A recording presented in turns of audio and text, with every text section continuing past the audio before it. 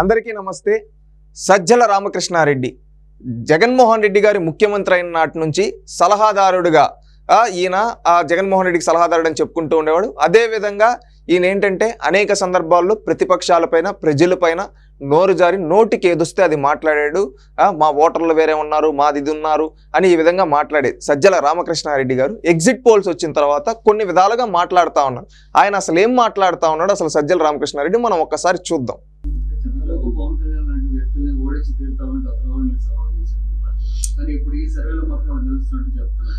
మేము ఇంతవరకు ఎప్పుడు ఫలానా వాళ్ళని వీళ్ళని ఓడిస్తామని మాకు పాజిటివ్ మా ప్రచారం ఏమన్నాడు విన్నారు కదా ఒక్కసారిగా. ఈ సజ్జల రామకృష్ణారెడ్డి మేము ఎప్పుడు వీళ్ళని ఓడిస్తాం అని చెప్పి అనలేదంట. అయ్యా సజ్జల రామకృష్ణారెడ్డి, నువ్వు చంద్రబాబు నాయుడిని పవన్ కళ్యాణ్ని ఓడిస్తా అని ఎప్పుడు అనలేదా? పాజిటివ్ క్యాంపెయిన్ మాత్రమే చేశారు. ఈరోజు దడపడతా ఉందా నీకు సజ్జల రామకృష్ణారెడ్డి? భయం, ఓటమి భయం కనిపిస్తా ఉందా కళ్ళ ముందు? ఈరోజు ఏమీ తెలియనట్టు మాట మారుస్తున్న నాలుక మడత పెడతా ఉండవే. సజ్జల రామకృష్ణారెడ్డి గారు, కుప్పంలో ఒక రౌడీని పంపించి మీరు ఆ రౌడీ చేత రౌడీజం చేయించి కుప్పంలో చంద్రబాబు నాయుడిని ఓడిస్తా అని సవాలు చేసింది మీ పార్టీ కాదా? అదేవిధంగా జగన్మోహన్ రెడ్డి అక్కడికి పోయి చంద్రబాబు నాయుడిని ఓడిస్తా, భరత్ను మంత్రిని చేస్తా అని చెప్పి అక్కడున్న వ్యక్తికి ఎమ్మెల్సీ ఇచ్చింది వాస్తవం కాదా? ఈ విధంగా ఎగిసిగిసిపడ్డారు కదయ్యా సజ్జల రామకృష్ణారెడ్డి. ఈరోజు ఏమైంది? ఓడిపోతున్నామని తెలిసి మాట మారుస్తున్నారు. అది మీ చరిత్ర. వైసీపీ కార్యకర్తలారా, మాట తప్పం మడమ తిప్పం అంటారు కదా. ఈరోజు ఓడిపోతూ ఉంటే భయం పుట్టుకొని ఈరోజు మాట మారుస్తున్నాడు. మొన్న కూడా అన్నారు కదయ్యా చంద్రబాబు నాయుడిని ఓడిస్తామని మీ అఫిషియల్ పేజీలో నీ కొడుకు సజ్జల భార్గవ్ ఒక ట్రెండ్లు చేశాడు కదా. ఈరోజు ఏమైంది? ఓడిపోతున్నామని తెలిసి భయం పుట్టుకునిందా? మాట మారుస్తున్నావు.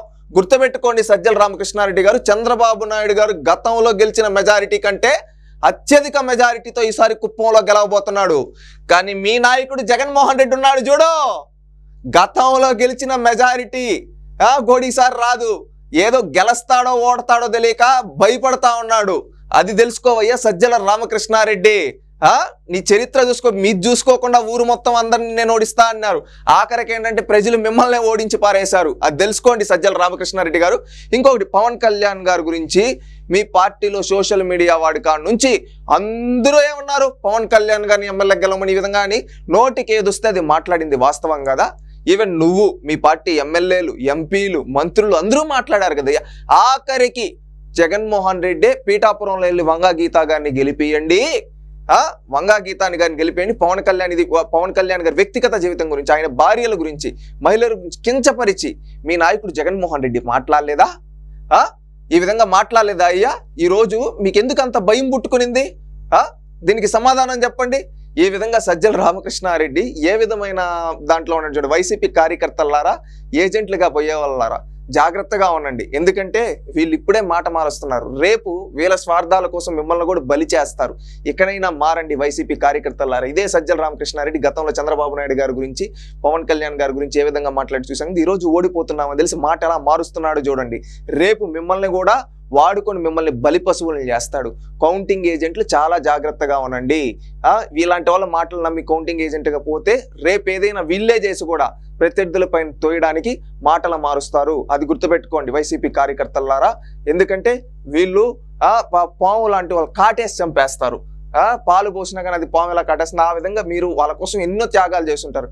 కానీ ఈ సజ్జల రామకృష్ణారెడ్డి లాంటి వాళ్ళు కాటులు వేస్తారు. ఇకనైనా మేల్కోండి, మారండి. ఎందుకంటే రాష్ట్రం బాగుండాలి. ఈరోజు ప్రజలందరూ తెలుగుదేశం పార్టీ కోటేశారు. ఖచ్చితంగా రేపు తెలుగుదేశం పార్టీ గెలిచిన తర్వాత ప్రజలందరికీ న్యాయం చేస్తుంది. కానీ ఇలాంటి పార్టీని మాత్రం మీరే వైసీపీ కార్యకర్తలారా మీరే భూస్థాపితం చేయాలి.